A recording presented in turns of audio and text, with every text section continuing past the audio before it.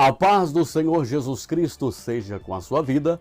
Vamos para mais uma audiolição bíblica da Escola Dominical.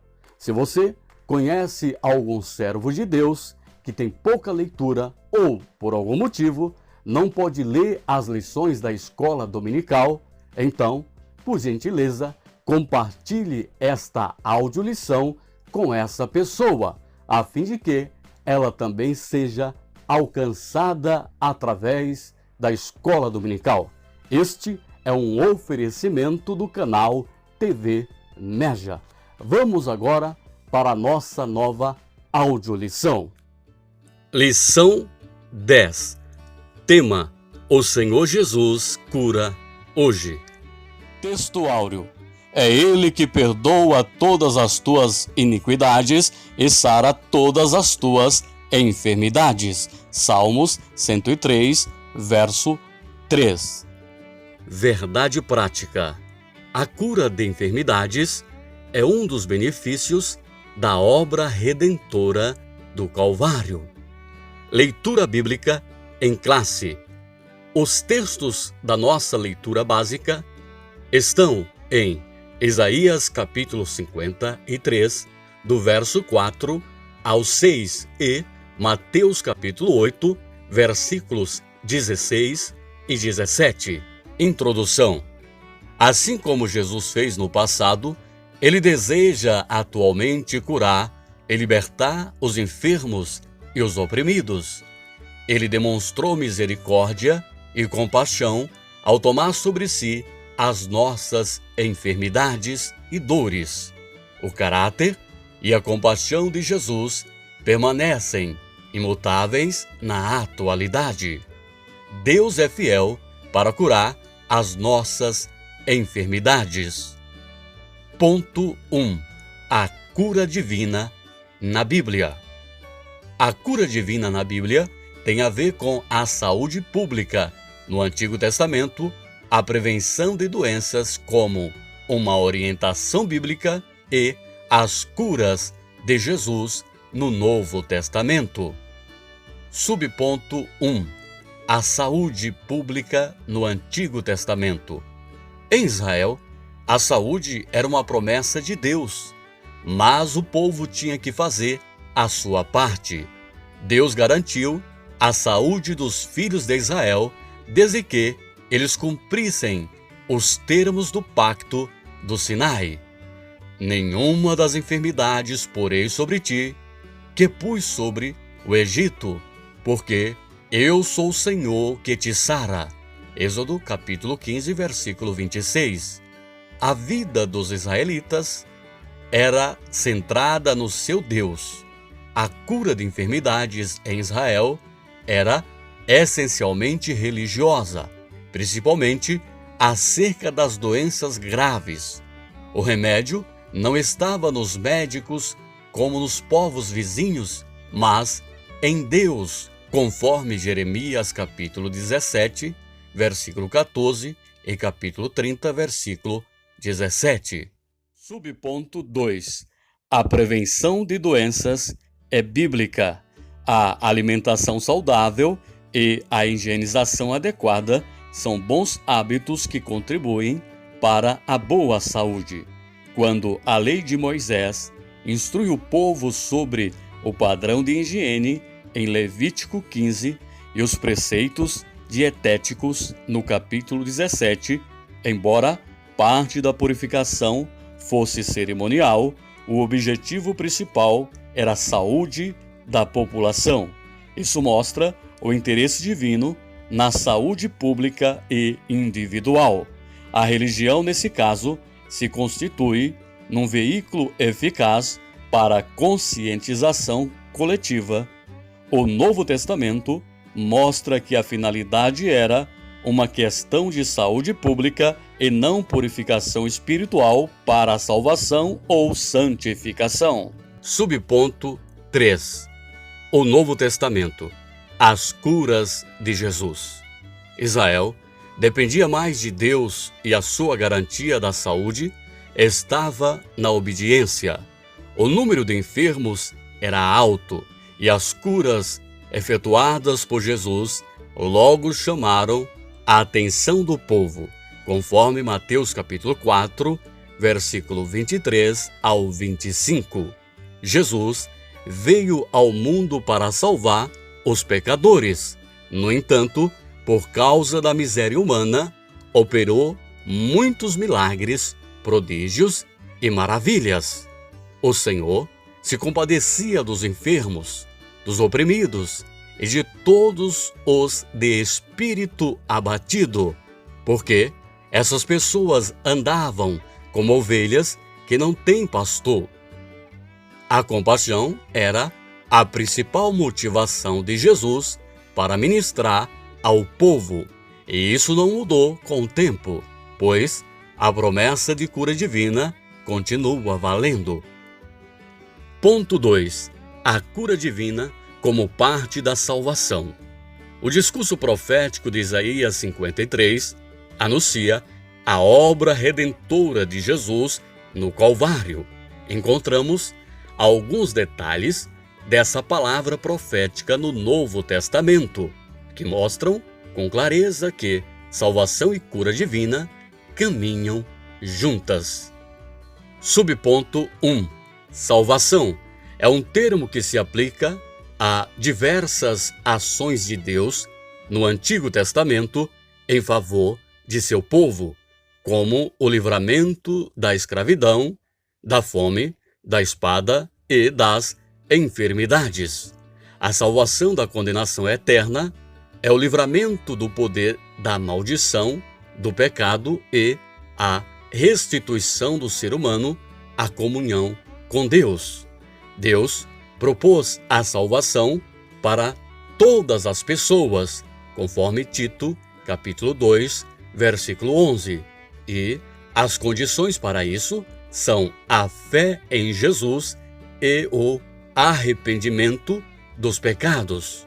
A vontade de Deus é a salvação de todos os seres humanos, mas para isso, cada pessoa precisa se arrepender de seus pecados e se converter ao Senhor Jesus, conforme Atos capítulo 17, versículo 30 e 1 Timóteo capítulo 2, versículo 4.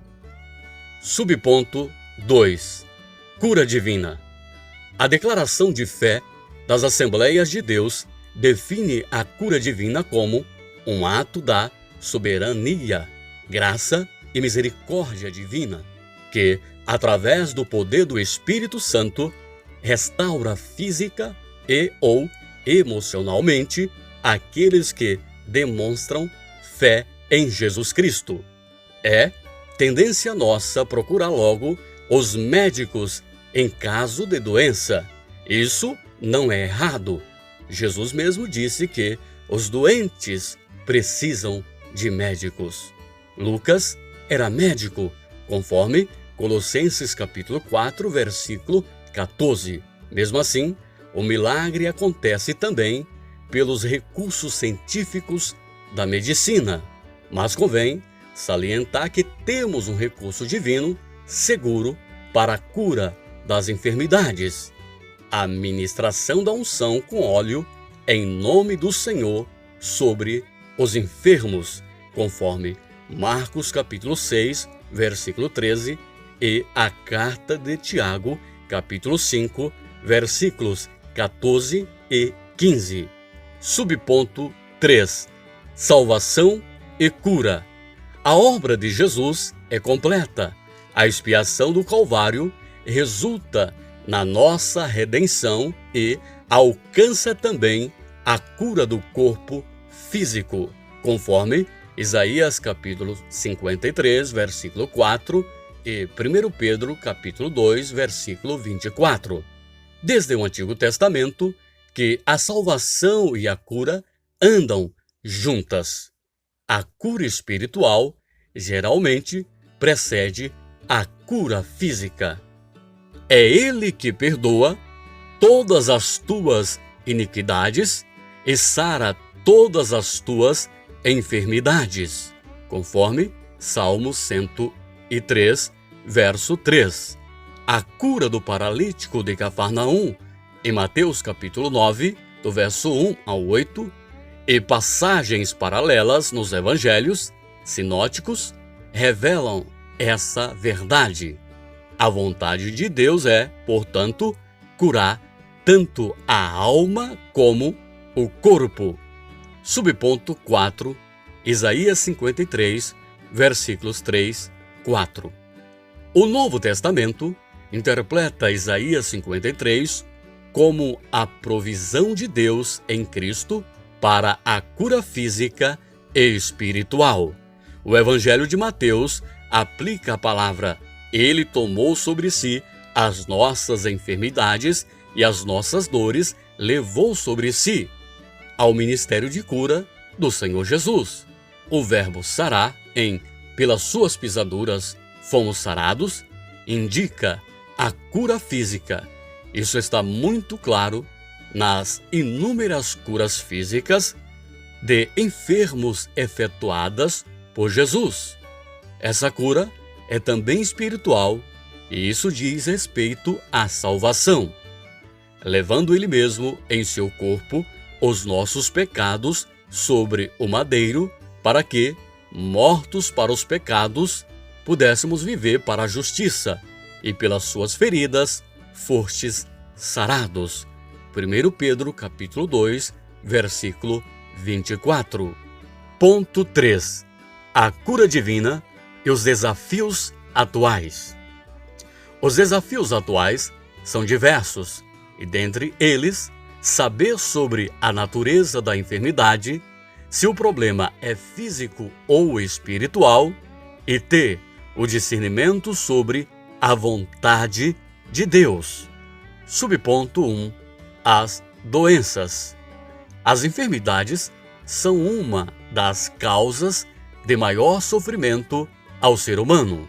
Elas são consequências direta ou indireta do pecado, pois, se não existisse pecado, não existiriam enfermidades. Mas isso não significa que todos os enfermos estejam em pecado. Há enfermidades que são consequências diretas do pecado. No entanto, não se pode generalizar, visto que cada caso tem suas peculiaridades. Subponto 2. As enfermidades entre os crentes. Grandes homens de Deus não conseguiram se livrar das doenças. Esse é um desafio, às vezes, fora da compreensão humana. O apóstolo Paulo tinha um espinho na carne, e qualquer que seja a natureza desse problema, era sem dúvida uma enfermidade. Timóteo tinha problemas no estômago, conforme 1 Timóteo capítulo 5, versículo 23. Paulo deixou Trófimo doente em Mileto, conforme 2 Timóteo 4, versículo 20. Subponto 3. Não confundir doença com possessão maligna. Jesus conferiu à sua igreja o poder de curar enfermos e libertar os oprimidos do diabo, conforme Mateus capítulo 10, versículo 8 e Marcos capítulo 16, do versículo 15 ao 20. É dever nosso usar essa autoridade do nome de Jesus para diminuir o sofrimento humano. Jesus tem saúde para dar a todos os enfermos, mas nem sempre compreendemos o plano de Deus para determinada pessoa. Duas coisas básicas devemos observar. Primeiro, se a enfermidade é opressão maligna ou uma questão médica, para não expulsar demônio onde não há demônio. Isso machuca as pessoas e não é tão incomum entre nós. Segundo, entender que Jesus é Senhor e não servo. Ele cura como quer e onde quer, de acordo com a sua vontade. Conclusão: precisamos saber que a cura divina é real e atual. Além disso, devemos entender que o Senhor Jesus cura quando, como e onde quer, e não da maneira que, às vezes, pensamos.